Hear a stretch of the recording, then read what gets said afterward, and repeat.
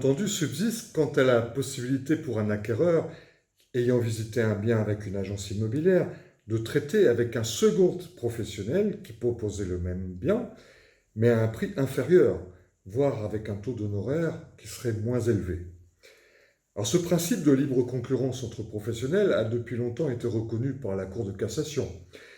Mais il subsiste que depuis un arrêt de 2011, la première chambre civile a reconnu qu'une clause qui interdisait à un vendeur de traiter directement par l'intermédiaire d'un autre professionnel avec l'acquéreur qui aurait été présenté par le mandataire n'est pas abusive. Il est donc possible de faire figurer dans le mandat de vente une clause qui interdit au mandant de réaliser la transaction avec un acquéreur ayant visité le bien avec vous, en direct, mais également par l'intermédiaire d'un confrère, sous peine de vous indemniser à hauteur des honoraires prévus au mandat. Le professionnel qui, lui, accepterait de conclure avec un acquéreur ayant visité le bien au préalable avec l'un de ses confrères va commettre donc une erreur de conseil, qui peut aussi constituer une fraude qui peut être sanctionnée au titre de la responsabilité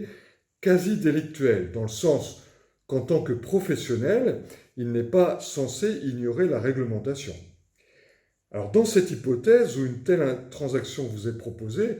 il est donc très important et déterminant d'examiner le mandat du premier agent immobilier et de vérifier si une telle clause y figure ou non. Parce que c'est une erreur qui est reconnue de manière constante et qui aboutit dans la majorité des cas à la condamnation du vendeur mandant à indemniser l'agent immobilier détenteur du mandat d'origine à la hauteur du montant des honoraires qu'il aurait dû percevoir. Alors il est donc également très important lors d'une visite d'établir un document qui atteste de l'identité des potentiels acquéreurs, idéalement signé par eux et par le propriétaire, sans lequel il sera très difficile de prouver l'antériorité de la présentation du bien. Et en cas d'impossibilité immédiate de faire signer ce bon de visite aux parties, il sera toujours conseillé d'établir un compte-rendu au propriétaire qui fera mention du nom des personnes ayant visité le bien avec vous.